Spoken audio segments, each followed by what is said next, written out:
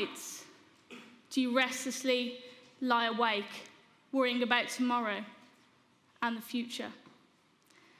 How often do you wake up in the middle of the night, anxious, worried about and regretting poor choices you've made yesterday and in the past?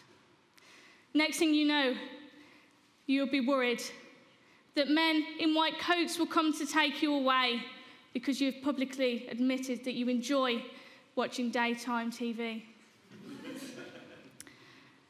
We can laugh about worrying, and for some, laughter is the best medicine, but poor mental health is no laughing matter.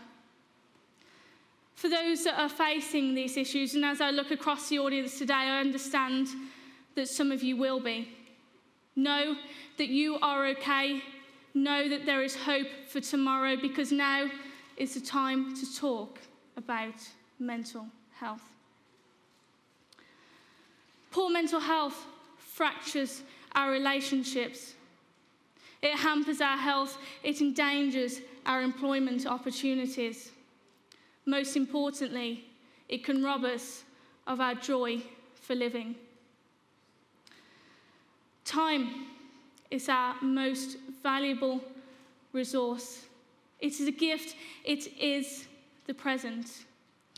The time is now to talk about what we can do to prevent those sleepless nights of the many. For too long, there has been a stigma attached to mental illness. For too long, there's been a reticence and fear to admit the need for help. For too long, there's been a lack of open conversation and practical support offered. No more. Now is the time to talk about our own mental well-being and the mental health of those that we care about, our friends, our family, our co-workers. The time really is now. We live in a world where if we break our arm, everyone comes running over to sign our cast. But if we say that we're depressed, everyone will run the other way. Says Kevin Briel, comedian, writer and mental health activist. And he's right. We don't want to talk about mental health, and we definitely don't want to admit that it's a problem for us. People say cruel and incorrect things like, people with mental health problems can't work. Wrong. People with mental health problems never recover. Untrue. People with mental health problems are showing a sign of weakness. Rubbish. It's helpful that people in the media are now speaking out about their mental health problems. Celebrities, business leaders, and even the royals. Last week was Mental Health Awareness Week in the UK. Entertainers like Ruby Wax and sports stars like Jack Green, Olympic sprint athlete, and Dr. Hannah McLeod, gold-winning hockey player, all spoke out about their struggles with mental illness and their continued struggles day by day. And yet, all have achieved greatness in their lives. The time is now to share those stories. 1 in 4 of us will experience a mental health problem at some point in their lives.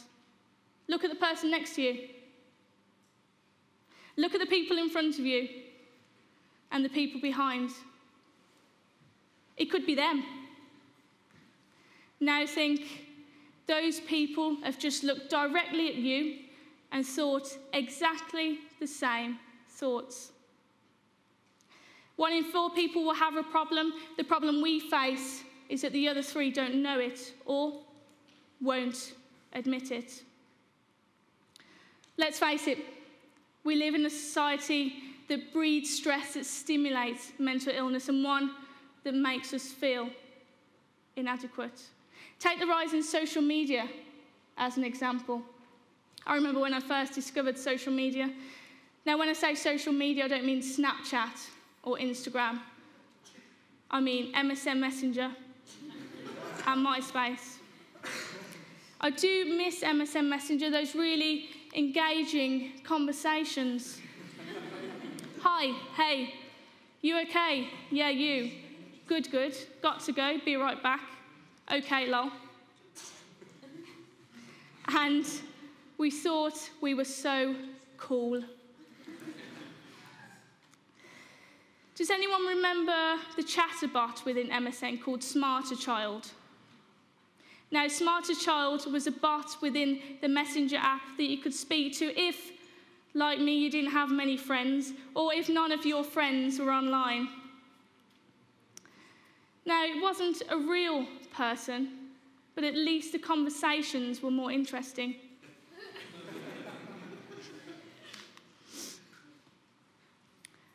We live in times where the average person spends 2 hours a day on social media. Some of you are even updating Facebook right now. Did you know that overuse of these platforms has been linked with low self-esteem, anxiety, and depression? People create these false, these fake realities where everything's perfect, their house is perfect, their partner's perfect, their car is perfect, and their life is just amazing, when honestly, day by day, their life is falling apart. Take my friend Danny. He was dubbed the world's first selfie addict. Yes, the world's first selfie addict. He would spend 10 hours a day in the mirror and take 200 pictures of himself, zooming in on perceived defects. Danny had a condition called body dysmorphic disorder, an illness aggravated by magazines, celebrities, and the desire for perfection. He is just one out of millions. We can use technology to help us to be more productive, but to the detriment to our sleep and relaxation time. We aim to stay connected, but then get our phones out at the dinner table and ignore those that we're actually with. I've been helping to open up the conversation about mental health for 4 years now, since launching Altruist Enterprises. Although the awards and the support I've received are encouraging, I will never forget the dark place that I was in before someone was brave enough to start that conversation with me.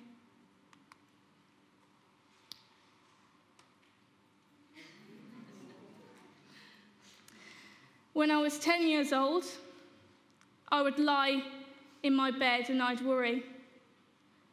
I'd worry about my health, about my family, about the future. Why? Because I had an anxiety and panic disorder, a debilitating illness which at one stage prevented me from leaving the house. I felt constantly on edge and unable to relax. Who else here can identify with those feelings? I felt as if I was alone and did not realise that other people experienced the same issues as me. I had visions of TV programmes and films whereby the crazy person would get carted off and treated unfairly, whilst never being able to see their family again. I loved my family and was scared of what may happen, so I decided to keep my problems to myself. That's no way to live. Occasionally, I'd have a good day and I'd make myself believe, I convinced myself that I'd recovered, so of course then, why would I need to tell anyone I'm fine now? Then, a few days later, I'd have another bad day and question why this was happening to me when everyone else seemed fine. How often do you ask yourself those same questions?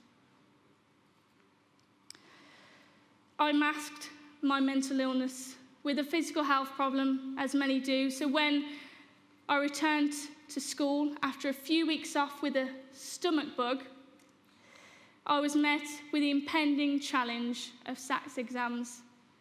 These, we were told at the tender age of 10, would partially determine our futures. No stress there then. I remember my first day back at school. I was on high alert, on the verge of meltdown. But it wasn't just me. I was lucky to have a good group of friends who supported each other. One had family problems, another had an eating disorder, and another who was just about keeping it together. Just. A group of happy children reduced to feeling crushed under the pressure of life. When I was 16, my anxiety got to a point where it was really difficult for me, and coupled with GCSE exams and fear of the future, I found it difficult to cope. Then one day, I spoke up. One day, I summoned the courage to say, I'm suffering here, and I think I need help. If you are facing these issues, then perhaps today is the day that you too ask for help. Thankfully, I was able to access the appropriate support and began a program of cognitive behavioural therapy which helped me with my thinking distortions. Anxiety comes in many forms. Mental filtering is one where we take the negative aspects of a situation and we magnify them, whilst filtering out all of the positive aspects of a situation. So, for example, when our partner has made us breakfast in bed, he's doing the washing up and he's making an effort to generally clean the house and really being good, but you can't get over the fact that he ate your last dairy milk 2 weeks ago. Seriously, it was mine. Alongside the conventional therapy, I was encouraged by mental health services and my parents to attend a local youth group. Now, this wasn't the average youth group. This was a youth group specifically for people with mental health problems like myself. Finally, I had found my people. It was there that I learned communication skills and self-awareness through outward-bound activities and the development of my own mental health awareness project. We did the Duke of Edinburgh Award, which includes life activities, life skills, volunteering, physical activities and expedition. During the expedition, we weren't allowed to use our phones, so weirdly had to make conversation with each other. How strange is that? My journey is one in progress. A story being written, it's not yet finished. But it's for those unwritten and untold stories of the many millions that Altruist exists. The time is now to make a change. The time is now to prevent mental illness from ruining families, jobs, and lives. The workplace is stressful. There are budgets to cut, deadlines to meet, and generally increasing workloads. Employers who take steps to prevent and identify the early signs of stress in the workplace can see results such as reduced absenteeism, improved productivity in staff. Social and emotional learning programs in schools have been proven to prevent the onset of anxiety and worry in children. When our children are under constant pressure to perform, the result is toxic stress. We know that early exposure to toxic stress can not only affect the children's mental and social development in childhood, but can also increase the risk of both mental and physical health problems in later life. We need more support in our communities. Like the youth group, I was very fortunate to attend. It was here that I learnt leadership skills, and it really helped improve my overall well-being. It helped build resiliency skills, and alongside the support from my family, prevented relapse of mental illness. Of course, we have two choices. We can carry on as we are, where just 13% of the population are living with high levels of good mental health, and where 2/3 of the population have had a mental health problem.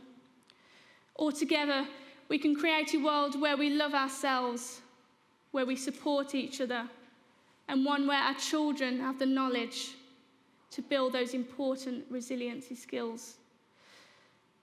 A world where we can talk about our feelings and support one another. A world where mental illness is actively being prevented. A world where we start those open conversations. It is critical that we do. And today, now is the time to do that. Thank you.